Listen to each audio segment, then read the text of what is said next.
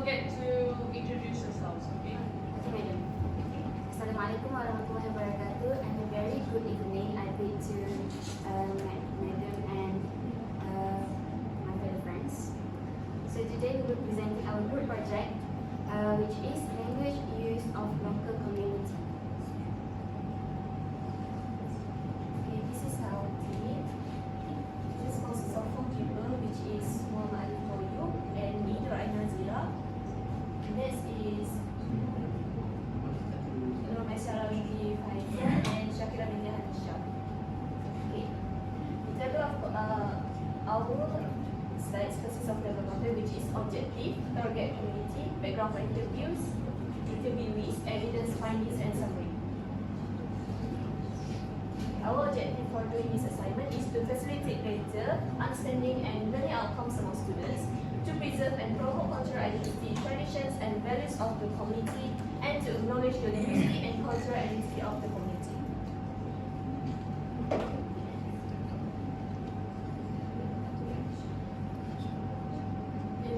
So our target community is student. Okay, so this is the background of interviewees. Okay. Okay, this is the first of interview that I have interviewed before, which her name is ABDULLAH binti MUHAMAD. She is the second year student in UNT. She's from Terengganu and 21 years old. She's from Bachelor Degree Science, Biological Science with honors. So the next one is Muhammad Nafis bin Muhammad FAIZAL. So he is one of the Pahang Matriculation College student.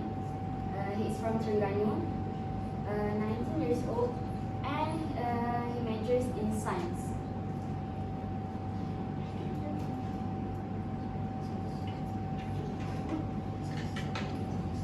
So let's move on to the findings first. So from what we have found from our interviewees, interview number 1 and number 2, which is from Aulia and also Muhammad Nafis. Interview number 1 says that majority people in Malaysia uses bahasa Rojak, and we realize that it's quite common for Malaysia because we are a country with multiracial, with diversity. So it's nothing that quite alien that we never knew heard before, because we used to speak, hey, come here lah, let's go eat jom. So we are used to inserting different languages in one sentence or in a conversation. Where it's the same case for interview number 2 by Mr. Nafis. He mentions that there are the increasing uses of language, and we did study about why Malaysian people use language oftenly, or maybe quote missing in their words or quote switching in their conversation, because it's quite easy for them to understand. Because in my experience, I prefer use Manglish than English more, because it's quite easier for me to talk with my friends, and it's much more understandable for everyone to understand. Okay, next, the next concept of basic social linguistics that I observe is dialect. Okay, so what is dialect? Dialect is a variation of a language spoken by a particular group of people or in a specific region. So, interviewee 1 uses Terengganu dialect when she speaks in English because she is a Terengganu people. And then, interviewee 2 uses dialect Pahang when he speaks in English because he stays in Pahang more than other cities. So, dialects can influence the way person speaks another language, and it is naturally happen. Okay? So, the next is? This is the linguistic variation and social factors from the interviewee 1, which is ABDULLAH. The first one is that I observed is regional dialects. When she speaks during the interview session, she talks about, I think, especially our community. The word "thing," she pronounce the word "thing" with, it's not the standard English, which is "thing" that we always use. She pronounces it as "thing." Because she is used to the Terengganu dialects that she speaks "thing" instead of "thing." Also, this is an error. Okay, the next one is language change. When she speaks during the session, she talks about our community, especially ABDULLAH, or every time they talk of course lah. She indicates that there are coinization process happen, which is the word lah, incorporates the Malay particle into the English sentence, create a hybrid form of language which is commonly heard in Malaysia. Okay, the third one is social dialect.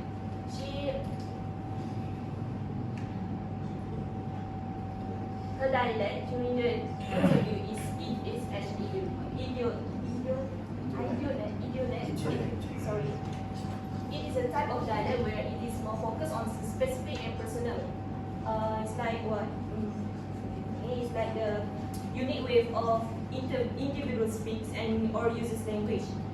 It encompasses an individual vocabulary, grammar, pronunciation, and style of speech.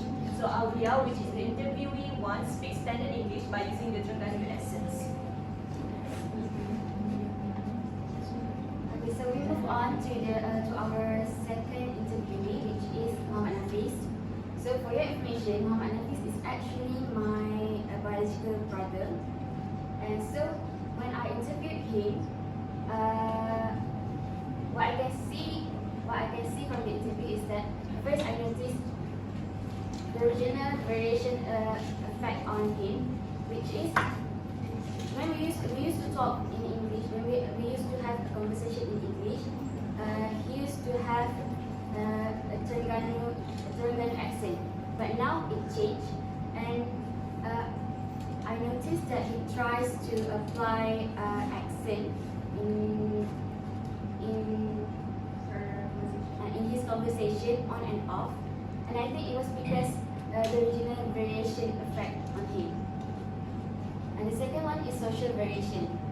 This one might be influenced by his own peer group, which I noticed when he's talking to me, sometimes he is like weirdo or bright though, when actually we don't have like the normal conversation, we don't have the do at the back. Yeah, the slang. And the third one I noticed is the education effect on him. So when he was in high school, he used to learn all the syllabus in Malay, and now when he entered the college, he has to learn all the syllabus at the college in English. So right now he can easily switch between two languages, which are Malay and English, back and forth.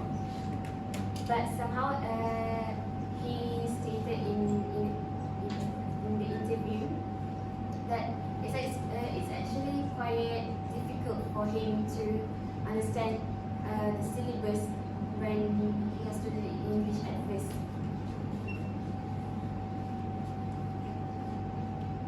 Okay, now we move on to the social linguistic elements that we actually found from both our interviewees. So before that, there is the existence of register. So what is register actually? Register refers to the level of formality or informality used in language. So it can be like casual or something that you talk with your friends, converse, either like formally talk to our lecturer, formally, and sometimes we talk informally to our lecturer whenever we are feel comfortable with them.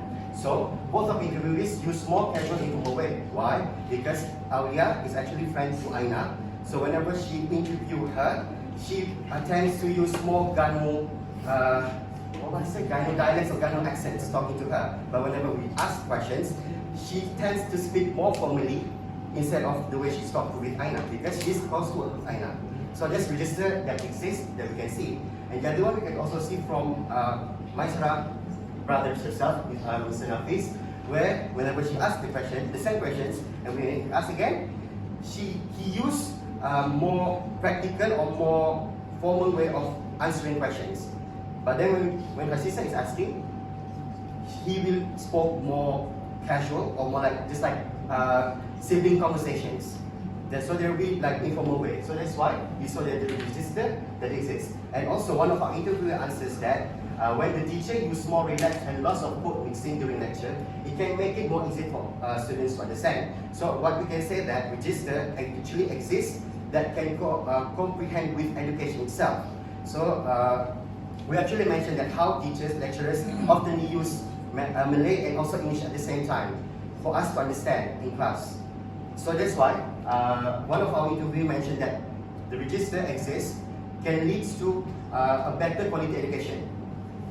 Okay, so the next question is the elements that related to our findings is geographical location. Okay, so in social linguistics, geographical location refers to the study of how language varies across different geographic regions.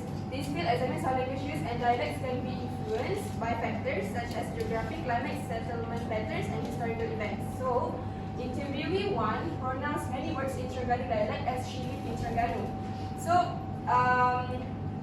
as she lives in Terengganu, so that when she speaks in English, she tends to pronounce more words in Terengganu dialect because she are very used to Terengganu dialect. You get what I mean?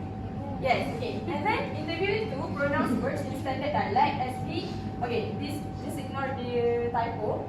Interviewee 2 pronounced words in standard dialect as he studied in Pahang. Okay, why? Because actually interviewee 2 is Terengganu people, but he studied in Pahang. So, someone have menyesuaikan diri nama saya kenapa? Oh, adapting. Okay, because he is Terengganu people and he studied in Pahang, so he has to adapt the culture. Not the culture, but how he pronounce words. Because he can use Terengganu dialect when he studied in Pahang, right? So he used the standard dialect or maybe Pahang dialect to make himself more comfortable to speak. Okay. That is geographical location. I'm so sorry.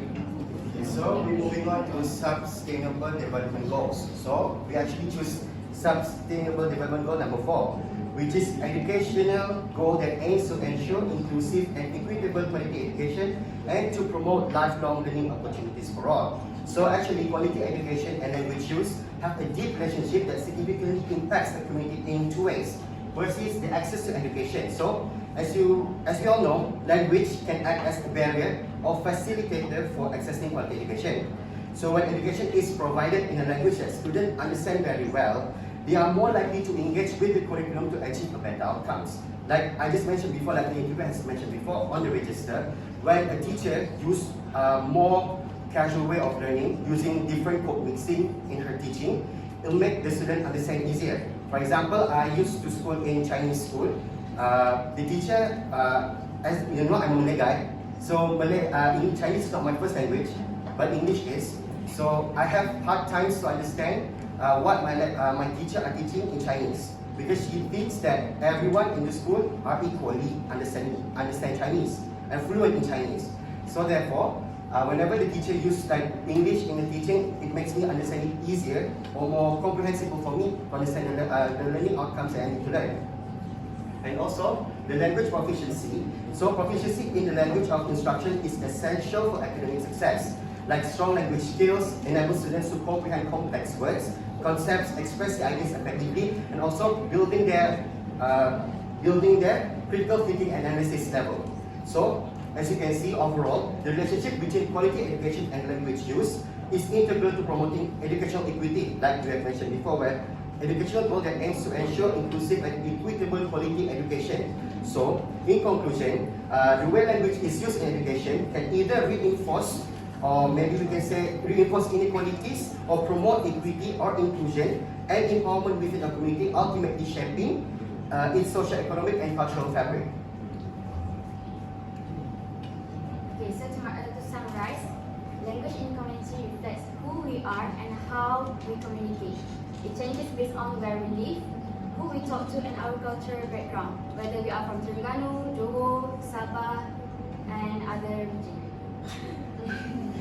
Preserving our communities, language helps keep our traditions alive and make us all feel connected. Language also affects how we interact with each other and the opportunities we have. And overall, language is a big part of what makes a community unique and helps us understand each other better. That's all from us. As you can see, these are the references that we use. A textbook from QAYYUM. We also search about sustainable development goals, and also from a book website on Stanford University about the power of language, words shape people and culture. So, any? Yes. I would like to ask, Yeah. can you guys give other example that prove that the Aulia. use Terengganu dialect? Because AINAA only provide one example, which is think as thing. I think even we are not Terengganu people, we always pronounce as thing, not think. So can you provide more example from your interview? Alright, thank you. That's a great question actually. Let's take on to Aulia. So she's from Terengganu basically, but on example. Okay, so as you can see, the word tiang, it may comes with the person, how they pronounce certain words. There are different ways of pronouncing think. Some of us say think, some will say think, some will say think with the silent K. So it might be confuse us whether it is a Terengganu accent or not. But what makes us more sure that she is Terengganu, whenever she said the word in, she put the G at the end of the words. Like Ganu, makan. So no offense, I say makan with the G. So she often used the word in and put the extra consonant G to make it like in. In my opinion, she often uses G in her whenever there's a word or the vowels, the consonant N at the end of the word. So that's what makes us sure that she used to use Terengganu dialects instead of using like what we call as receipt pronunciation English. Is that answering your question?